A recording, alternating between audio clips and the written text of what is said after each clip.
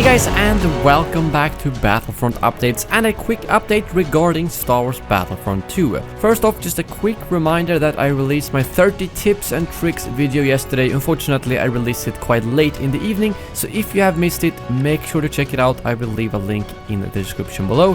But now let's get into today's news. First of all, a server-side update was made for Battlefront 2 today, and Joachim, who works on the online services of Battlefront 2, tweeted this out today saying, "Today we've done a server-side only update for Star Wars Battlefront 2, which allows us to turn on team balancing between rounds again. Also, even though we know you really like the Kashyyyk map, we have significantly improved the variation of your starting map." So this is fantastic news, and I've already seen a lot of reports around the community about the team balance being a lot better, and I'm also very glad to hear that they have changed the way they vary the maps. This probably goes back to what Sledgehammer mentioned a while back, where they would kind of change the start map when you queue up for a game, and this is probably that change that has now been applied. So two very welcome updates for the game, I have to say, and since they have said we should get patches every 2 weeks, I didn't expect any update at all this week, so this was a nice surprise for all of us. And moving on, I just wanted to quickly mention that Sledgehammer70 posted on the forum again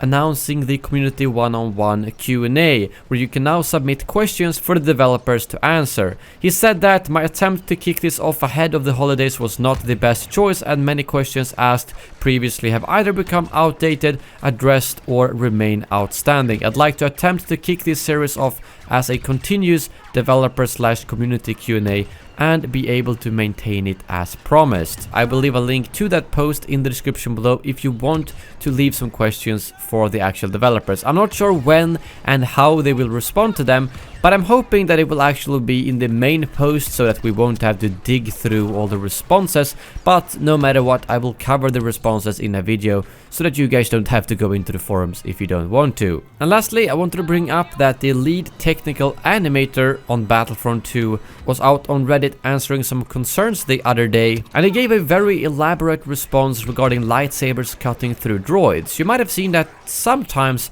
the droids kind of go into pieces when you slice them, which is very nice, but not that often. And he said that, "Hey, I've spent some time today in my test level killing droids in every way possible. It's definitely not happening as often as it should, and I will bump this up for an upcoming patch." Expanding on this a bit, because this is sort of what I do for a living, what's happening now is that on death we check for what limb receives the killing blow. We now check for a probability of detaching that limb from the ragdoll.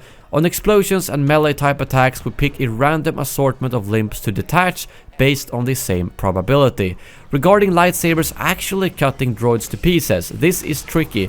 Off the top of my head, it would probably be something like real-time boolean cuts and some clever way of doing a very granular ragdoll split, which is maybe something we should investigate. Yeah, that was a very technical response in the end there.